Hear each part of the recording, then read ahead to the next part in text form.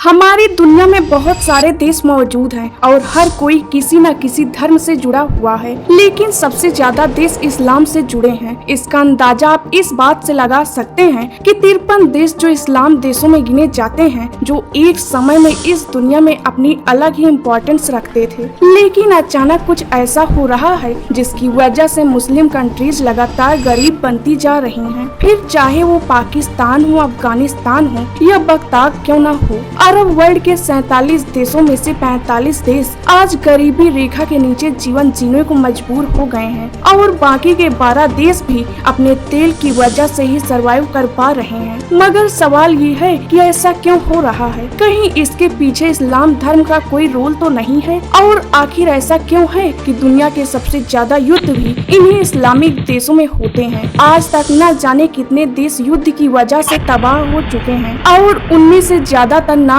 Islamic countries के ही हैं। यही नहीं, इन्फेक्टस विषम की प्रभावित होने वाले देशों की लिस्ट को खंगालें तो सबसे ऊपर इस्लाम देश ही आते हैं। महंगाई और इन्फ्लेमेशन इस कदर है कि पाकिस्तान में जहां आटा 150 से 200 रुपए किलो मिलता है, वहीं सोमालिया जैसे देश में एक अंडे की कीमत 40 रुपए तक है। और ईरान में भी हालत कुछ ठीक नहीं है, क्योंकि यहाँ एक ब्रेड के पैकेट का कीमत 8,500 रियाल्स तक मिल रहा है। आखिर क्या वजह है इस्लामिक कंट्रीज के गरीबी की? क्यों ये देश आज भी गरीबी के हालत को झेल रहे हैं? और इसके पीछे कहीं न कहीं मजहब तो नहीं या फिर इनकी कट्टरपंथी सोच? क्या ये देश साइंस के खिलाफ हैं? दोस्तों, आज की इस वीडियो में हम इन्हीं सवालों के जवाब देंगे, इसीलिए वीडियो को अंत तक जरूर देखिएगा। दोस्तों, ये सब देखकर यदि आपको ऐसा लग रहा है कि इन सब का मेन कारण टेररिज्म या वार है, तो आप बिल्कुल गलत हो, क्योंकि टेररिज्म तो इस गहरी समस्या का सिर्फ एक सिस्टम है, उसका जड़ नहीं। लेकिन अगर आप एक हिंदू हो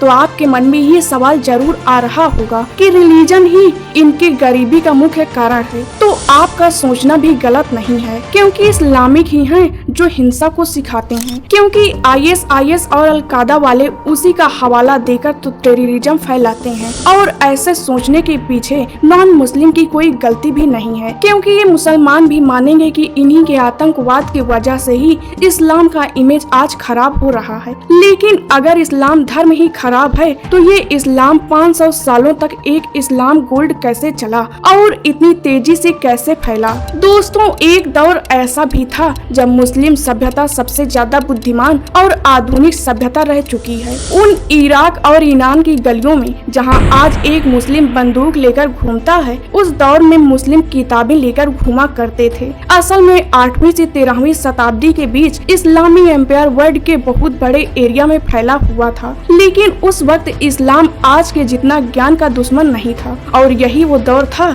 जब बगदाद में हाउस ऑफ विजडम नाम की लाइब्रेरी बनाई गई थी। ये एक ऐसी लाइब्रेरी थी जहां दुनिया के कोने कोने से सभी रिलीजन के प्रवक्ता को बुलाया जाता था और फिर उनकी नॉलेज को अरबी भाषा में ट्रांसलेट करके उन पर रिसर्च किया जाता था, ठीक वैसे ही जैसे एक दौर में भारत के विश्वविद्यालयों में किया जाता था। और अकबर भी कुछ ऐसा ही कर रहा था। और इस गोल्डन एज के बाद से पूरे इस्लामिक फील्ड में क्रांति आ सकती थी, क्योंकि बगदाद पूरी दुनिया का नॉलेज हब बन चुका था। लेकिन अचानक कुछ ऐसा हो गया कि सिर्फ एक पॉलिटिकल मोटिवेटेड सिस्टम चेंज की वजह से ये पूरा इलाका इस तरीके से पिछड़ गया कि आज वही बगदाद ISIS जैसे टेररिस्ट का हब बन चुका है। धर्म को तो बस यूज किया जा रहा है लीडर द्वारा अपने फायदे के लिए, और इसी में जवाब छिपा है कि आखिर इस्लामिक देश लगातार गरीबी की ओर क्यों बढ़ते जा रहे हैं। चलिए जानते हैं इसके रूट कोज को। लेकिन इसके रूट कोज को जानने से पहले आपको इसके 3 मेजर फैक्ट्स का पता होना चाहिए जो इसके जड़ को मजबूती से पकड़े हुए हैं, जिसे जानने के बाद आप आसानी से समझ पाओगे इस समस्या को।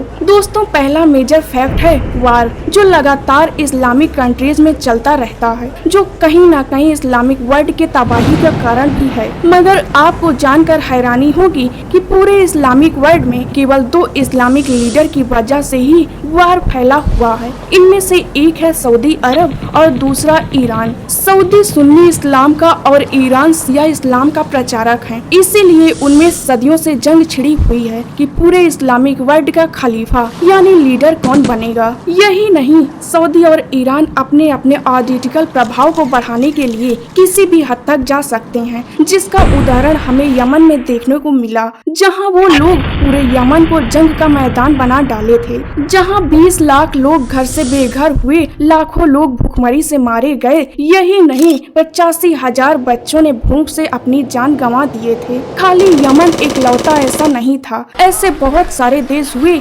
जैसे कि लेबनान। यहाँ फूड सप्लाई चेन भी काट डाउन कर दी गई थी और लोग एक वक्त के खाने के लिए भी तरसने लगे थे, जिसकी वजह से यहाँ की 82% आबादी गरीबी का शिकार हो गई है। और आज सीरिया को ही देख लीजिए, जहाँ एक दो नहीं पूरे 12 सालों से लगातार युद्ध चल रहा है। लेकिन हमने पहले ही आपको बता दिया था कि वार इसकी मेन जड़ नहीं है, बल्कि इसके लिए जिम्मेदार है डेमोक्रेसी, जो आपको सुनने में अजीब लग रहा होगा, लेकिन यही सच है। क्योंकि दोस्तों, गरीबी से उठने के लिए जब जब इस्लामिक देशों ने लोकतंत्र की आवाज उठाई, उनका दमन किया गया। लेकिन सवाल ये है कि जब भारत जैसे बड़े आबादी वाला देश भी लोकतंत्र को चला सकता है, तो इस्लामिक कंट्रीज ये काम क्यों नहीं करती, जबकि ये देश क्षेत्रफल और जनसंख्या दोनों में ही हमसे छोटे हैं। देखिए, डेमोक्रेसी की कहानी शुरू होती है 17 दिसंबर 2010 से, जब मोहम्मद बोजिम नाम के क्रांतिकारी ने गवर्नमेंट बिल्डिंग के सामने खड़े होकर खुद को आग लगाकर जलाकर मार डाला था, जो कि 26 साल के मोहम्मद का आत्महत्या करना इंडोनेशिया सरकार का पॉलिटिकल करप्शन और अत्याचार के विद्रोह में क्रांति बन गई थी, जो पूरे अरब वर्ल्ड की आंखें खोल दी थी। क्योंकि वो लोग सोचते थे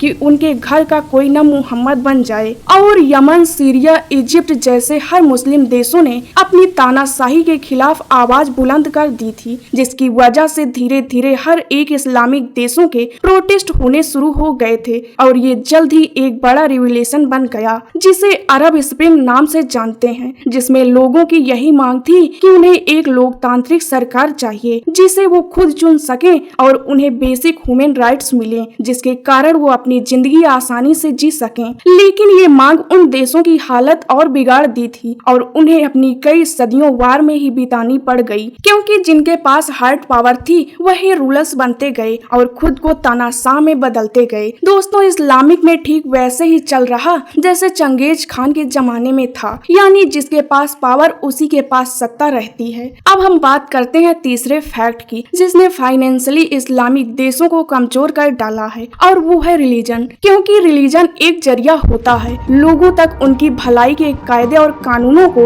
उनकी सहमति से लागू करना। रिलीजन का लक्ष्य ही होता है समाज की उन्नति और विकास। लेकिन रिलीजन के कई कायदे समय समय पर बदलते भी रहते हैं। जैसे आज की तारीख में क्या कोई हिंदू बोल सकता है कि मनुस्मृति का कायदा आज के समय में लाना चाहिए इंडिया में? नहीं, क्योंकि वो आज के माहौल के हिसाब से सूट ही नहीं करेगा। और इसीलिए बेहद जरूरी होता है रिलीजन में बदलाव, ताकि धर्म लोगों को जोड़े भी रखे और उनके साथ तरक्की का मार्ग भी दिखाए। लेकिन इस्लामिक देशों में ये right interpretation of Islam gold range के बाद नहीं रहा। यहाँ आज भी वही कानून चलते हैं जो 8वीं सदी में चलते थे। दोस्तों, हर देश के ग्रोथ के 2 मेजर पिलर होते हैं, जिन्हें कहा जाता है बैंकिंग सिस्टम और वैज्ञानिक डेवलपमेंट। लेकिन आपको जानकर हैरानी होगी कि इस्लामिक देशों में पर्सनल लॉ है इन्हीं पिलर्स के खिलाफ है, क्योंकि आज के समय में भी इन देशों के पास बैंक जैसी सुविधाएं नहीं है, जबकि अकेले भारत में ही 91 से ज्यादा बैंक मौजूद हैं। इन देशों में बैंक न होने के पीछे जिम्मेदार है